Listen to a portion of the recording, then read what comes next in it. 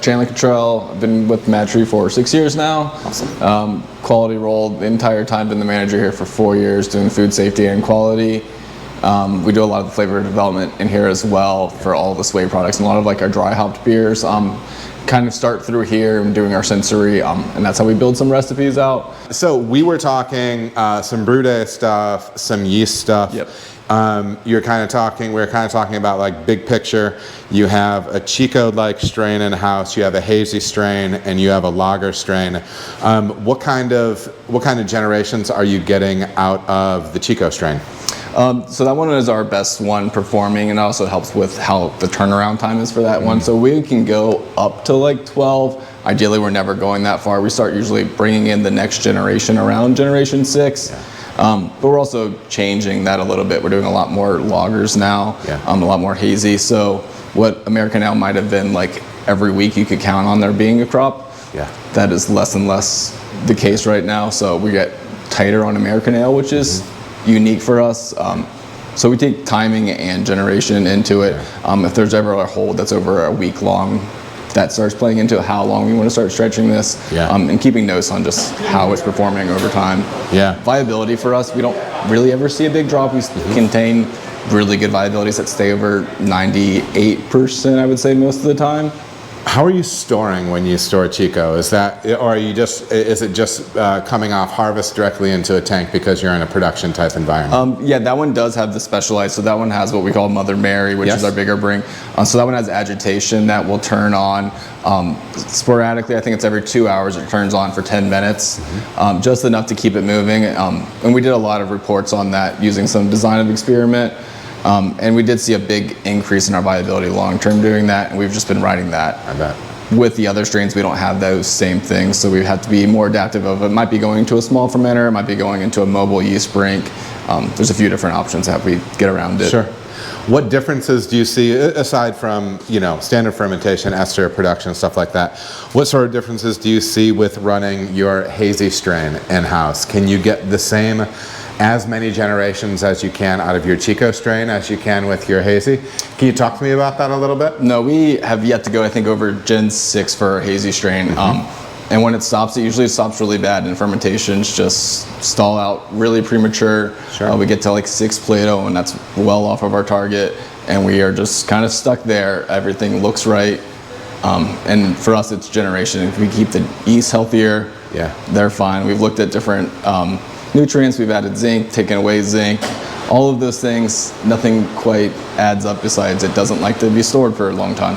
Zinc it does not like it, that's been my experience as well. So the zinc thing is interesting because I know I've interviewed some people on the West Coast that are taking essentially cold side zinc, utilizing like a cold side, so they can know exactly how much they're getting in because of potential trube loss and things like that. So you guys have played around with zinc as well? Yeah, we do it on the hot side just for ease of use. With our bigger tanks, it sometimes is a little challenging to get them in there.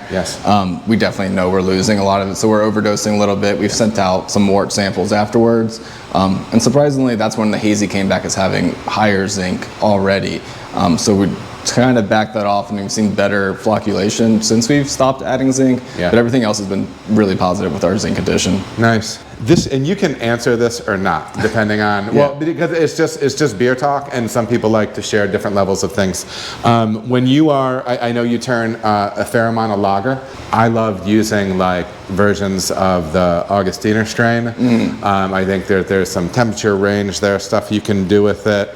Anything that you can give me on what you're doing lager strain wise, where you like to keep it temp wise, tank residency. If there's any of that stuff that you don't want to talk about, I can just cut it. Okay. I would say we are typically on the warmer side for fermentation, starting at 52 to 55 degrees, ramping up as fermentation goes, and then slowly ramping back down afterwards. Pulling yeast right when it finally gets to like 32 degrees, and then lagering for minimum of 2 weeks, ideally up to like 4 or 5 weeks, depending on how we can batch things and what tanks are available. Yeast-wise, we used to use a Bach yeast for a long time. Beautiful. That's beautiful. And it made a lot of sense. We used that for Legendary. As we transitioned into the light beer, having any yeast character didn't really make sense. So we're using 3470 now, much more neutral strand. Also a lot easier just to find and help around other breweries with, which has been helpful for us because we can get it dry yeast, we can get it liquid yeast. So we're playing around what makes the most sense with that and how long the generations can go.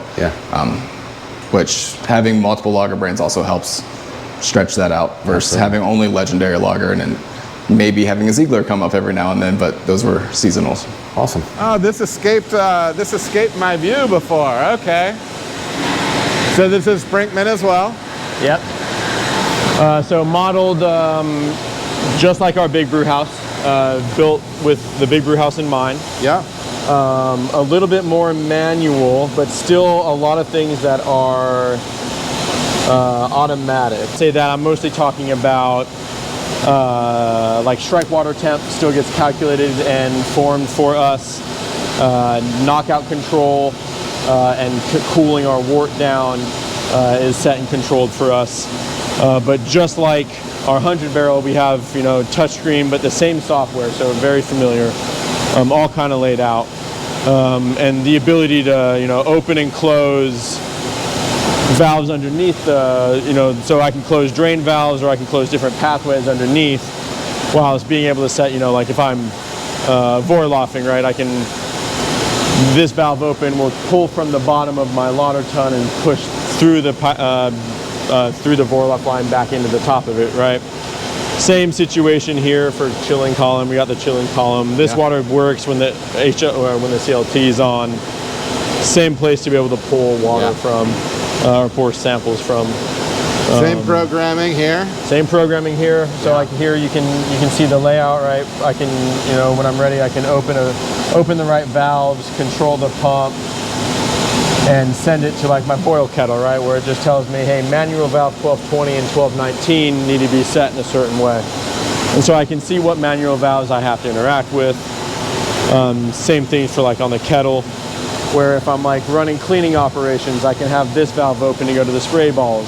And I can set that path manually with automatic valves, but also just kind of follow the process piping from one vessel to another. So it's a little hands-on compared to like the 100 barrel brew house, but still a lot of automation here. Still a lot of ways where we can monitor gravities. We have densitometers built in right here, and that readout is just redisplayed on the computer screen. Readouts at the bottom of the kettle, but we'll still pull a pre-boil sample to just double check those numbers, and then as whirlpool happens, readouts through here as well. Very similar situation as the 100, where we have our filters, we have our heat exchanger, and the seller is responsible for sanitizing our line up until that point. I can, when if let's say I'm milling a batch or brewing a batch down here, and the team on the 100 mills it for me, from this monitor I can pull the grain over, request access to the chain bay, pull it over to this grist case, and have it sitting here ready for either later that day or the next day. So a little bit of tandem work there between the two teams to just have the be milled for this tomorrow and milled for the 100 tomorrow as well. So a lot of that tied in, but yeah, very similar. One person here. This is an internal calandria right here that I'm seeing for this, or is it external as well? It's going to be external as well. Let me turn that light on.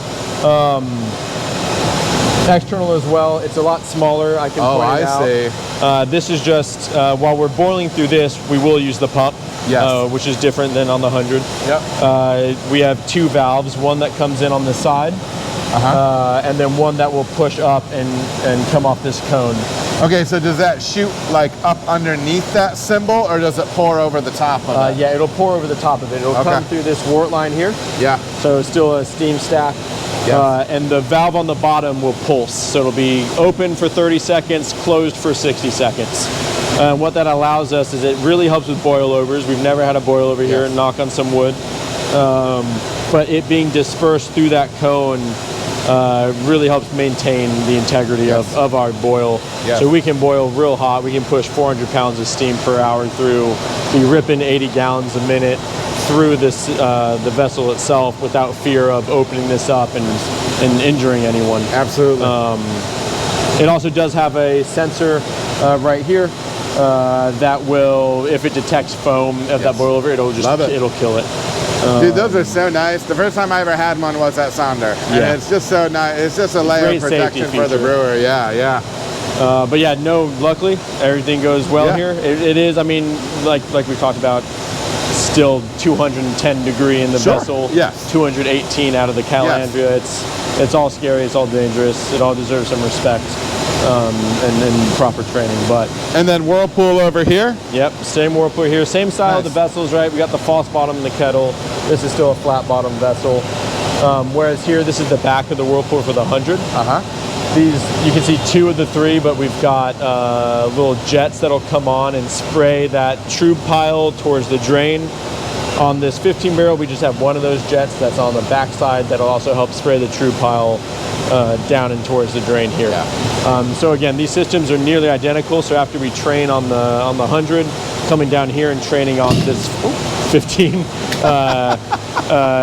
is really easy. It's pretty much cake.